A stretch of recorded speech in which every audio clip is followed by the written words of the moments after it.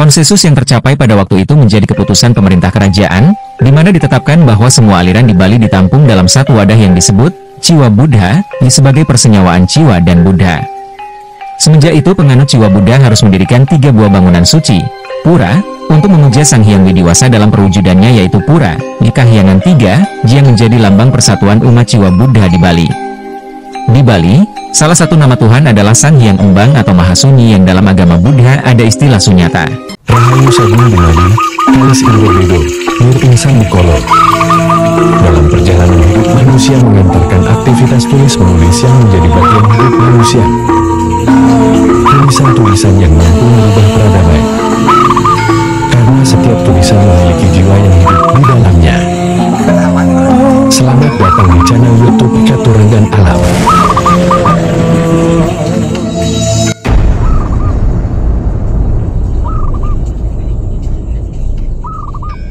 Empu Kuturan merupakan salah satu dari panca pandita yang tiba di Bali pada hari Rabu Kliwon Wukupahan, Maduraksa, tanggal Ping 6, Chandra Sengkala Agni suku Babahan atau tahun Caka 923 atau 1001 Masehi, yang berkaitan dengan Siwa Buddha yang ada di Bali. Selanjutnya berparahyangan di Pura Silayukti, wilayah Padang.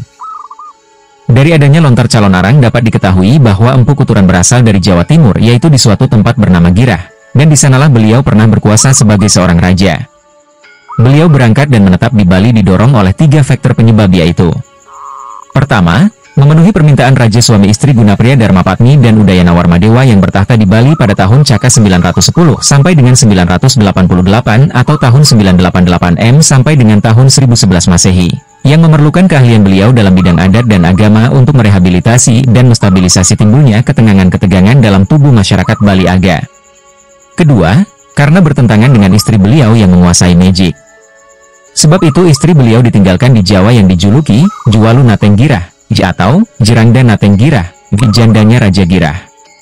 Dan ketiga, sebagai biksuka atau sanyasa, beliau lebih mengutamakan ajaran Dharma daripada kepentingan pribadi. Kesempatan yang baik itu beliau pergunakan untuk datang ke Bali, karena dorongan kewajiban menyebarkan Dharma. Selain Senapati, beliau juga diangkat sebagai ketua majelis di Pakirakiran Ijiro Makabehan, yang beranggotakan sekalian Senapati dan para pandita Ciwa dan Buddha. Dalam suatu rapat majelis yang diadakan di Bata Anyar yang dihadiri oleh unsur 3 kekuatan pada saat itu, yaitu: 1. Dari pihak Buddha Mahayana diwakili oleh Empu Kuturan yang juga sebagai ketua sidang. 2. Dari pihak Ciwa diwakili oleh pemuka Ciwa dari Jawa. Dan 3. Dari pihak 6 sekte yang pemukanya adalah orang Bali Aga.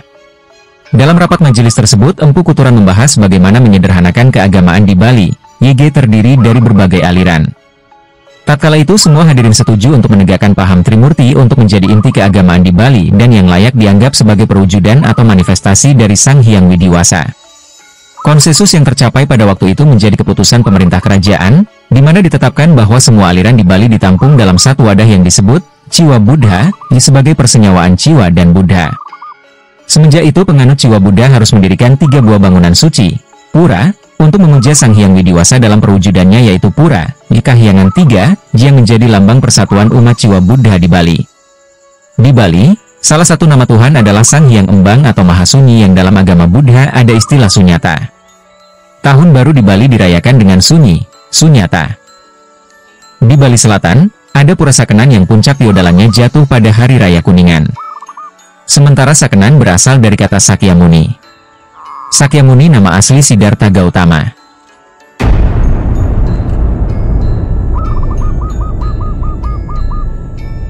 Sebelumnya kami telah mengulas tentang Empu Dwi Jendra atau Dang Hyang Dwi Jendra yang sebagai seorang pandita utama di Bali dan bergelar Dang Hyang Dwi Jendra. Dang Hyang Dwi Jendra berarti pandita raja, yang menjadikan Bali sebagai 1000 pura, yang menurut catatan sebagai karya Empu Nusantara disebutkan bahwa setelah Empu Dwi Jendra atau Dang Hyang Dwi Jendra selanjutnya yang mendapatkan gelar Dang Hyang Dwi Jendra yaitu Resi Markandeya, berkaitan dengan pengembangan Pura Besakih. Empu Kuturan, dengan menetapkan konsep Empu Trihitakarana, Trikahyangan atau Pura Kahyangan 3 dan Trimurti yang pada zaman dahulu berdasarkan konsep agama Siwa Buddha, dan dengan disepakati konsep ini sehingga semua aliran dan sekta yang ada di Bali saat itu terwadahi. Dang Hyang Nirarta.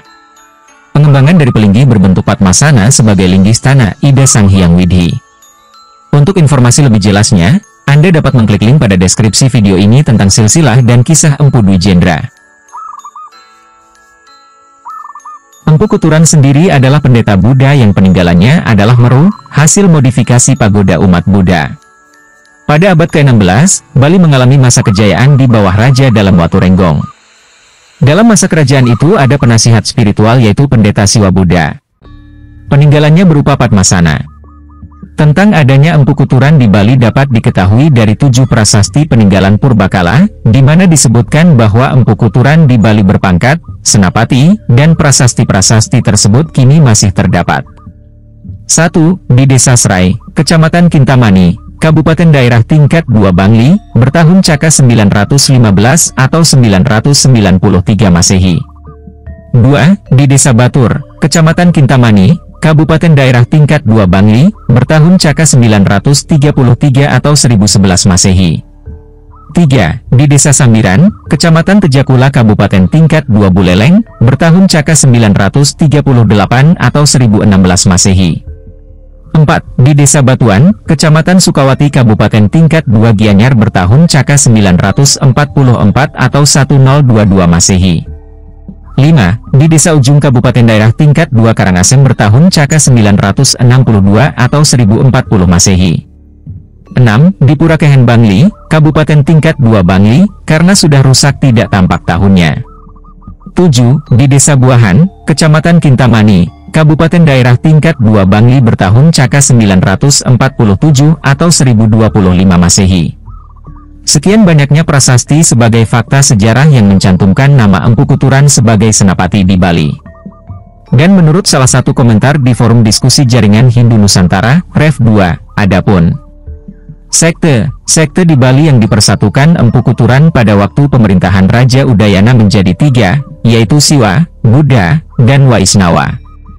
Kesembilan sekte itu adalah 1. Brahmana, 2. Bodha atau Sugatha, 3. Bhairawa, 4. Ganapatya, 5. Pasupata, 6. Resi, 7. Sora, 8. Waisnawa, dan 9. Siwa Siddhanta. Kedepan kami akan mencoba mengulas dari masing-masing sekte tersebut. Demikian sekilas tentang perjalanan Empu Kuturan di Bali.